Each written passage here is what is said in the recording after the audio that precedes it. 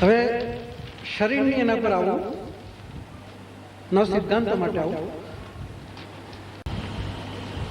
નવ સિદ્ધાંતો સાથે શરીરના 9 ભાગો મેં બન્યા છે. 9 ભાગ શરીરના. મારા 9 સિદ્ધાંતો બધા કહે છે કે જીવનમાં ઉતારા બહુ કઠિન છે, પરંતુ જો તમે જાતે પ્રયત્ન કરશો તો બહુ આસાન છે. હું આપણા શરીરના 9 ભાગોની વાત કરું. હૃદય, મસ્તક, હાથ, આંખ, ગરદન, કાન, પગ, મુખ અને નાક. જે મારા 9 સિદ્ધાંતો તે એ મુજબ મેં આયરન કર્યું છે. આયરન સીધી નથી કરી, આંખ, નાક, કાન સાથે લીધા, પણ 9 સિદ્ધાંતોમાં જે એક લાઈન આવે છે એના માટે મૂક્યું છે. પેલું હૃદય આપ્યું છે. પરમ તત્વે જ્યાં અંગોની ભેટ મનુષ્યને આપેલી છે તેની અંદર જ આ 9 સૂત્રોને સાંકળી દીધા છે. મારે તો ફક્ત તે બતાવવા જ રહેશે. હું તો ખાલી બતાવું જ છું. એ તો અંદર આવેલા જ છે, ઈશ્વરે સ્થાપિત કરી મૂકેલા છે. ઈશ્વરમાં સંપૂર્ણ શ્રદ્ધા અને શરણાગતિ રાખવી, આ એક ક્યાંથી રખાય? હૃદયમાંથી. હૃદયમાંથી આવે તો ઈશ્વરમાં સંપૂર્ણ શ્રદ્ધા અને શરણાગતિ રખાય.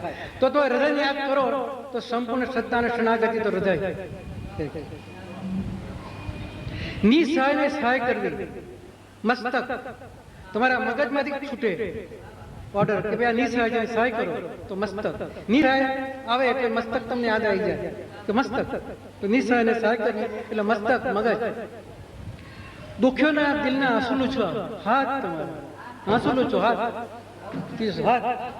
આંસુ લૂછો. કોઈની ઈર્ષા કરવી નહીં.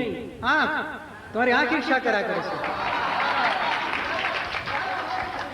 અમીમય આંખમાં ઈર્ષા વસે તારે ભયંકર છે. અમીમય આંખમાં ઈર્ષા વસે તારે ભયંકર છે. એટલે ઈર્ષા આંખમાં વસેલી છે. એટલે તમે ઈર્ષાનો યાદ કરો. તમે આંખને યાદ કરો તો તરત ઈર્ષા કરવી નહીં, તરત સિદ્ધાંત યાદ આવી જાય. તમને મોડે થઈ જાય. આમ એક મોડે કરતા જાઓ તમે તરત યાદ રહે. એક ભાગો યાદ કરો. પછી કોઈની સાથે વિશ્વાસઘાત કરવો નહીં. ગરદન યાદ કરો. તમે વિશ્વાસઘાત એટલે ગરદન યાદ, ગરદન તમારી કે વિશ્વાસઘાત ગરદન આવે. ગરદન યાદ કરો એટલે વિશ્વાસઘાત આવે, તરત યાદ આવે. પરનિંદાથી દૂર રહેવું. આ કાન ગુનેગાર છે. કાન, પરનિંદા કાન સાંભળે છે માટે કાન એટલે પરનિંદા. તો પરનિંદાથી દૂર રહેવું એટલે કાન યાદ કરવા, એટલે પરનિંદા સિદ્ધાંત યાદ આવી જાય.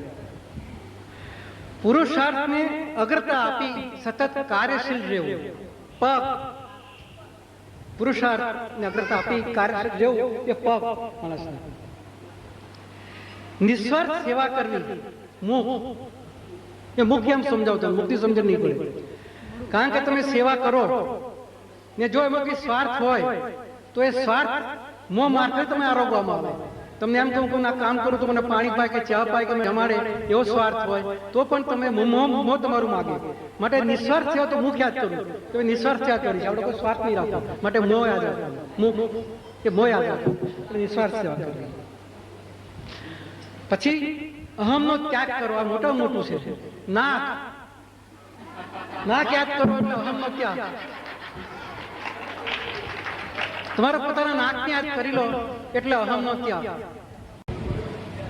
હવે આ 9 સૂત્રોને ઓળખવા માટે તમારા શરીરના 9 ભાગોની અંદર એક સૂત્ર વેચી નાખો અને તમે એક વસ્તુ યાદ કરો કે ધારો કે નાક યાદ કર્યું તો તરત યાદ આવે કે અહમ.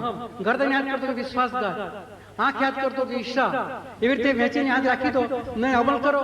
તમે ચાલતા જાઓ ને તમારા જે અંગો ફરતા હોય તો તમે એમાંથી બંધ થશો. તમે એ કાર્ય કરતા અને એવી રીતે તમે એને સાધી શકશો, જલ્દી તેને પ્રાપ્ત કરી શકશો. આવી રીતે આ 9 સૂત્રો તમને યાદ રહેશે અને શરીરના કયા ભાગે તેનું પાલન કરવાનું છે તે યાદ રહેશે અને તેનો અમલ કરી શકશો. 2 લાઈનો કહું છું.